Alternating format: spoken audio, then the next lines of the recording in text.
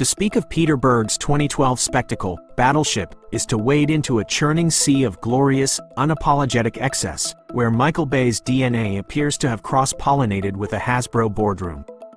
It is not merely a film. It is a naval roar of testosterone and CGI, a $200 million exercise in finding the most improbable, bombastic way to adapt a game of plastic pegs and grids into a global-scale alien invasion epic.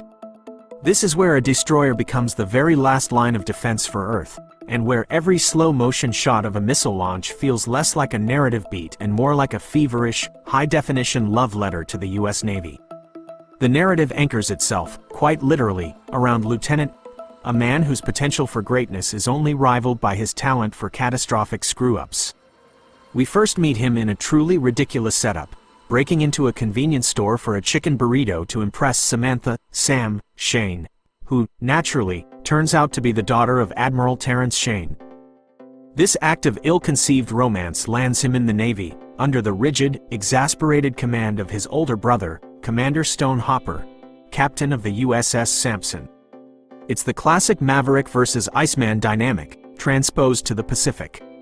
6 years on, Alex is still a brilliant screw-up facing disciplinary action during the massive, multinational RIMPAC naval exercises off the coast of Hawaii. Yet, just as his career is set to founder, the cosmos decides to throw a far larger, infinitely more metal wrench into the works. An extraterrestrial response to a deep space transmission, the very definition of what could go wrong, arrives in the form of 5 monolithic alien spacecraft. One spectacularly obliterates a building in Hong Kong, but the rest crash land in the Pacific, right in the thick of the naval drills. This is the moment the film transitions from military drama to full-blown sci-fi action carnival. A menacing, glowing force field snaps into place, a colossal, impenetrable dome that isolates a small patch of ocean and the entire Hawaiian island chain from the rest of the world. Inside this steel cage are 3 destroyers, the USS Sampson, Alex's USS John Paul Jones, and the Japanese destroyer JDS Myoko, commanded by Captain Yugi Nagata, an officer with whom Alex just had a rather prickly soccer pitch rivalry. The initial encounter is short, sharp, and brutal. The 3 ships investigate the colossal alien vessels, regents, as they are later revealed, that have surfaced.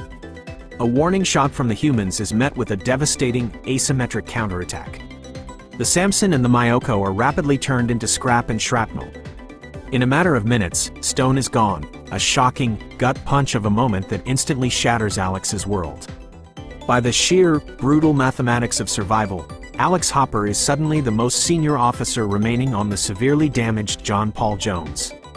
The perennial slacker is now the reluctant captain, the sole remaining human commander in a bubble of apocalyptic warfare. The film then splits its focus. At sea, Alex, alongside his straight shooting crew, including the no-nonsense weapons officer Petty Officer Cora Rakes, in her surprisingly solid acting debut, must figure out how to fight an enemy that seems to possess a technological advantage bordering on magic. These aliens, protected by heavy armored suits and deploying razor-sharp shredder drones that look like weaponized fidget spinners, are determined to utilize the communications array on Oahu to call for reinforcements from their home world. This brings us to the parallel plot on land, a classic B story anchored by Sam, who is hiking with Mick Canales, a decorated U.S. Army veteran who is a double amputee. Mick, whose character is based on a real-life veteran, provides a crucial human element of courage and defiance.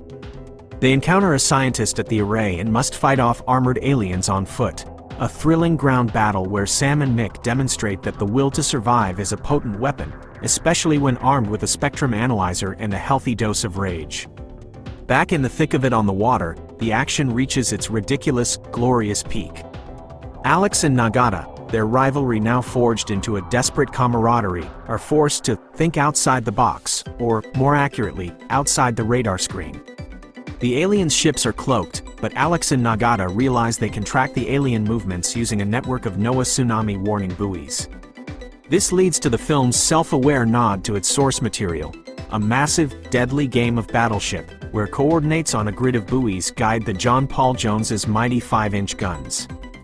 This brilliant tactical move allows them to decimate 2 of the 3 remaining alien warships, utilizing the raw power of their destroyer against the aliens' sleek, sophisticated designs.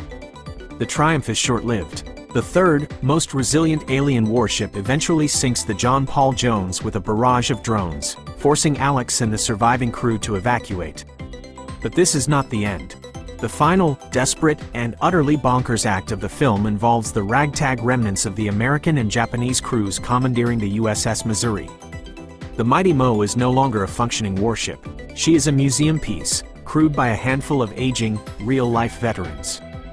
It's an almost unbearably jingoistic, yet undeniably rousing, montage set to the screaming guitar riffs of AC/DC's Thunderstruck. The grizzled vets, with the young sailor's help, bring the 70-year-old battleship back to life, sailing her into the final showdown. The film's ultimate battle is a stunning, impossible visual feast. The lumbering, thick-skinned Missouri takes a beating like a tank, surviving attacks that shredded the modern destroyers. Its massive 16-inch guns, the kind of blunt, kinetic power the aliens hadn't accounted for, are used to systematically destroy the alien mothership communication structure before it can summon its fleet. The Missouri even performs an emergency anchor drop to execute a wild, physics-defying skid maneuver to avoid an alien buzzsaw attack, a moment that defies belief yet somehow encapsulates the film's mad spirit. Battleship is not a film for the nuanced thinker, it is a film for the adrenaline seeker. It's a thunderous testament to human ingenuity under pressure, a celebration of naval power, and a spectacular, explosive sci-fi blockbuster that knows exactly what it is. A loud, proud, and profoundly silly action epic that turns a simple board game into a spectacular, world-saving event.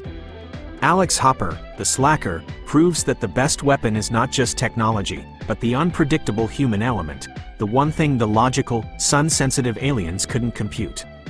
He saves the day, gets the girl, and earns the respect of his peers, solidifying his transformation from undisciplined renegade to true naval hero, all thanks to a group of armored, intergalactic trespassers.